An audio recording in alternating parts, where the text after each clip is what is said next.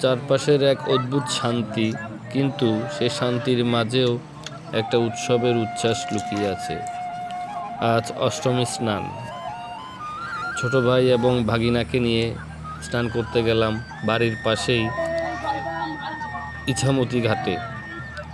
মনটা কেমন যেন টানছিল, তাই ঠিক করলাম আজ ইছামতি ঘাটে গিয়ে স্নান করব। ঘাটের দিকে যেতে যেতে দেখলাম চারপাশে মানুষের ভিড় বাড়ছে।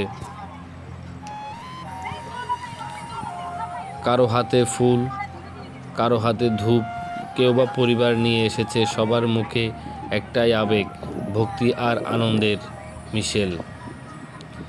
ইছামতি নদীর পাড়ে পৌঁছাতেই এক অন্যরকম অনুভূতি হলো। নদীর জলে তখন হালকা কুয়াশার ছোঁয়া, যেন প্রকৃতিও আজ পবিত্রতার চাদর গায়ে জড়িয়ে নিয়েছে। শঙ্খের শব্দ, মন্ত্রোচ্চারণ আর ভক্তদের কলরব সব মিলিয়ে এক স্বর্গীয় পরিবেশ। এই ইছামতি ঘাটে আজকের এই স্নানের দিনে অনেকেই পূর্বপুরুষের উদ্দেশ্যে তর্পণাদি করে থাকেন। ধীরে ধীরে ঘাটে নামলাম। ঠান্ডা পানিতে পা দিতেই শরীর কেঁপে উঠল। প্রথমে একটুকু জল মাথায় দিলাম। এই ঠান্ডা পানিতে পা দিতেই শরীর কেঁপে উঠল, কিন্তু মনে এক অদ্ভুত প্রশান্তি। মনে হলো এই পানির সঙ্গে মিশে আছে সব ক্লান্তি, সব দুঃখ। চারপাশে তাকিয়ে দেখি ছোট ছোট বাচ্চারা হাসছে, বড়রা প্রার্থনায় মগ্ন।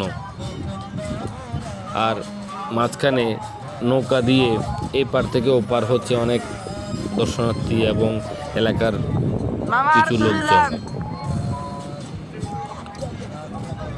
কেউ কেউ চোখ বন্ধ করে নিজের মতো করে ঈশ্বরের কাছে প্রার্থনা করছে।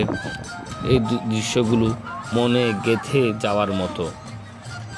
আমিও ঠিক চোখ বন্ধ করে একটু প্রার্থনা করলাম, হে মা, সবাইকে ভালো রেখো, আমাদের জীবনটা সুন্দর করে দাও। তারপর আমি স্নান করে উঠলাম ইছামতির জল থেকে। উঠে এসে মনে হলো যেন নতুন করে শুরু করলাম জীবনটা।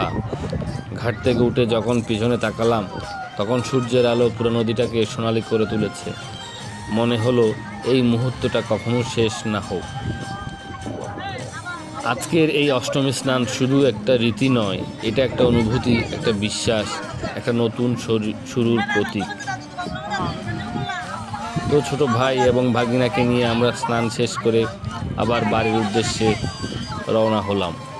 তো আজকে এইটুকুই। ধন্যবাদ পাশে থাকার জন্য। আমার ভিডিওটি ভালো লাগলে একটা লাইক, কমেন্ট এবং শেয়ার করতে ভুলবেন না। জয় রাম।